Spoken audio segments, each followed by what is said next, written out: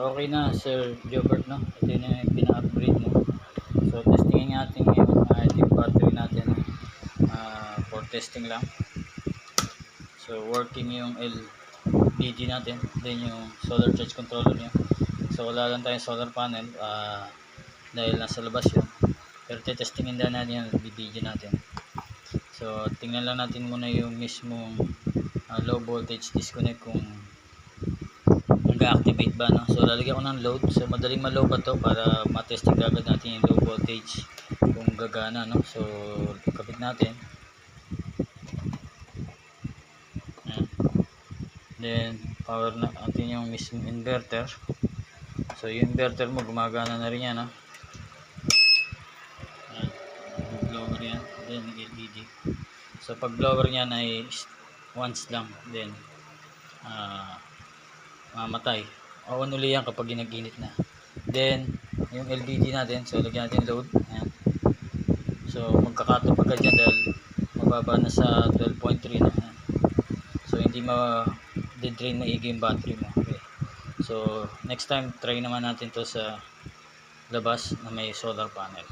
So ilang mga ka-electrical na. So ito yung pina-customize ng isang kliyente natin, no? So gusto niya is yung SCC niya ay pwedeng lithium, then pwedeng lead acid. So ganitong SCC ang kailangan niya puti, then medyo malaki yan. So 50 ampere ang kinuha niya. Kaya malaki yan kumpara dun sa binibenta natin, no? Then ito, yung mismong inverter niya is 1.5, no, or 1500 watts, no. So yan yung isang customer natin, no. So makakapalang wire yan dahil nga pang malakihan to, pang lithium, then 50 ampere SCC, kaya medyo malaki yung wire ito. Okay. So customized to. Okay. So yun lang mga ka-electrical, no. So thank you, God bless. So mga ka-electrical, so panibagong start ulit tayo. Ayan. So dalawa ulit tayong may kliyente, no. Ayan. Ito yung dalawang finish na. So padadala na natin to. Isang dati nating setup yan. Then ito isa is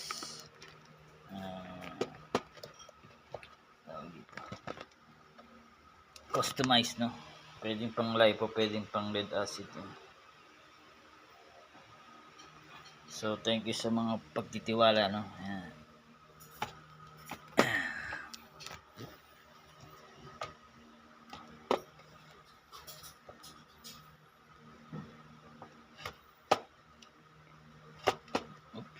Madulas. So konti pa yung stock natin kaya hindi tayo makapag full blast, no. Ayan. So hindi tayo pwedeng mag COD, hindi tayo pwedeng after payment padala agad, wala kasi tayong stock. So tinatantya rin natin yung availability ng mga devices kasi may mga device na mahirap orderin, laging nagka-cancel si seller. Pag sa details makikita mo meron silang stock pero hindi nila napapadala, no? Ibig sabihin nun wala talaga silang stock. So ngayon nahihirapan ako sa relay natin, no? Hindi pa dumarating yung in-orderan ko. So marami akong in-orderan nun pero walang dumarating. Pero hopefully merong sumagot sa kanila at merong magpadala nun, no? So LBD walang problema, marami tayo ngayon at may parating pa. So yun. So ito dalawa yung mapapadala natin dun ngayon. Ayan. Ito under assembly pa, no. Antayin natin yung relay nito. Okay. So yun lang mga ka-electrical. So yun lang mga ka-electrical. So tapos na itong dalawa. So mapansin nyo ito yung setup natin na basic, no. So padadala na natin yan, tapos na yan. Salamat kay Jobert, no, sa pagtitiwala, Sir Jobert. Then ito kay Sir Richard. So customized to. Yung SCC natin pinalitan ng pang lithium, pwedeng pang lead acid. Okay. So yan. So for shipping na rin yan mamaya, papadala na natin yan. So ito sa JNT natin papadala, no? Okay. So, yun mga ka-electrical. So, yan ang update natin. So, sila yung dalawang customer natin. So, meron pang dalawang ginagawa ko, no? So, antay-antay lang tayo dahil yung relay natin medyo na-delay pagdating, no? Pero yung LBG natin meron pa tayo. So, yun. Ang sinasabi ko na medyo nadidelay sa mga devices nga sa pag-order, no? Minsan kasi mo-order ako ng meron si seller, makikita mo sa inventory nila. Pero pag padadala na wala, no? Naka-cancel. Ibig sabihin nun wala naman talaga. So, yun. Okay, so antay-antay lang. So ito, pang shipping na to. So thank you sa pagtitiwala sa mga customer ko, no. So thank you. God bless. So itong mga setup natin na to, pwede nyo i-DIY yan. So meron akong link dyan na binibigay sa inyo. So dyan ako mismo umu-order sa mga seller na yan. Okay. So depende na lang kung hindi available yung mismong devices nila. Okay. So yun. Pwede rin mag-try sa ibang seller, walang problema yan.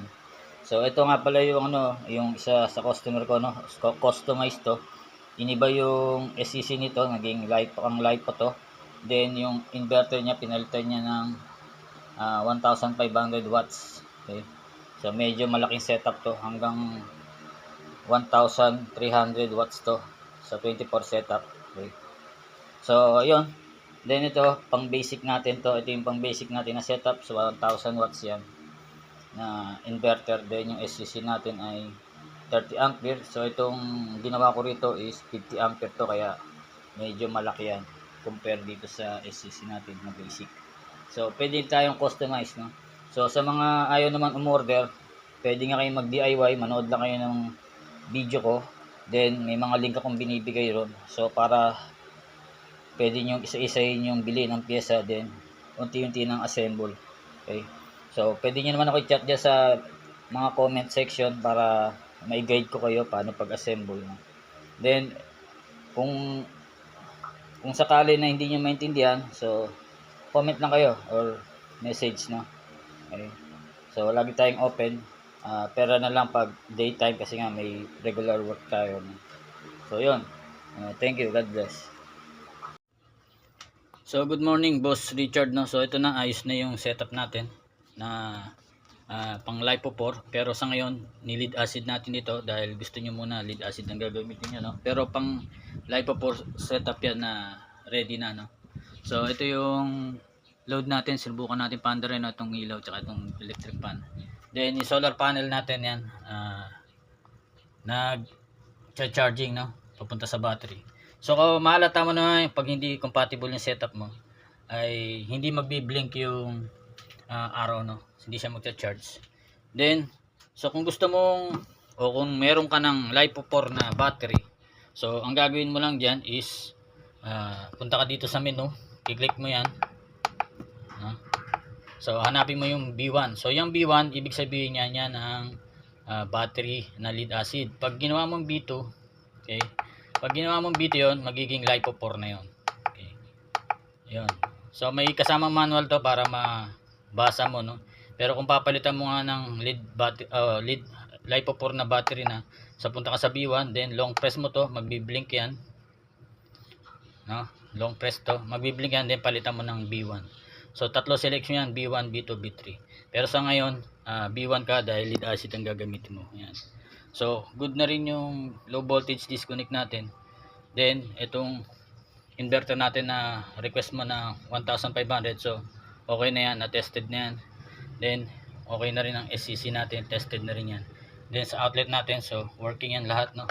Mapababa, mapataas yan, working na yan. So breaker natin, okay din yan. Okay. So kapag ita-turn off mo, so una yung solar panel, then yung battery. Then pag on naman, una ang battery, then yung solar panel. So yun lang, no. So papadala ko na sa ito mamaya. So update uli kita.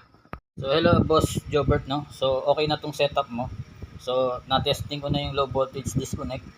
Then sasalang na natin ito sa solar panel mamaya, no, para mapakita ko rin sa yung testing. So ulitin lang natin yung pag-testing ng low voltage disconnect. So kailangan mag-cut off siya kapag bumaba yung voltage niya, no, sa 12.3. Okay. So itong setup na to, for demonstration to, no, para gumagana. Then papaanda rin natin tong electric fan. So saksak natin o power muna natin, no, itong battery natin. So wala pang solar panel to, no. Yan. So 12.5 yung voltage natin, no. So kailangan pag bumaba sa 12.3 ay mag-cut off na yan. Okay. So power up natin yung inverter natin. So good na rin to, tinesting ko na rin to. Ayan. So under yan once, no. Pag under niyan ay iinto uli, then kapag nag-init tsaka uli magbubuga ng blower yan. So ito yung blower niya.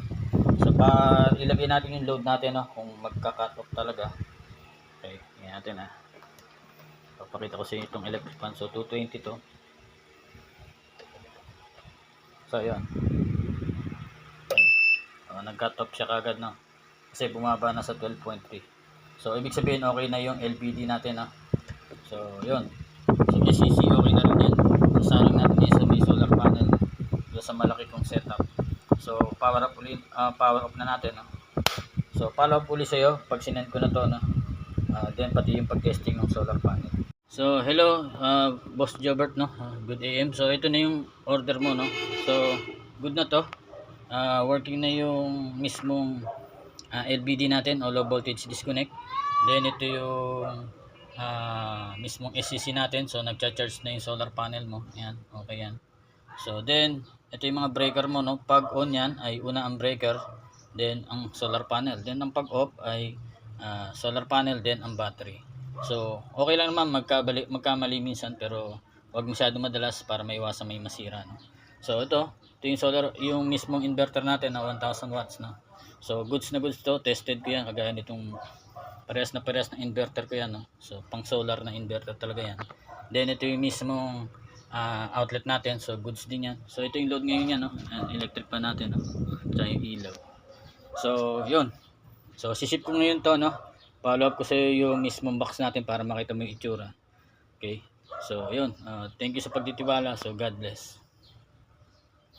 So may manual pala itong kasama, kaya pwede mong basa-basahin yan, no. Sasama ko yung manual mo sa SCC para sa inverter din. Okay, so chat-chat na lang. Okay.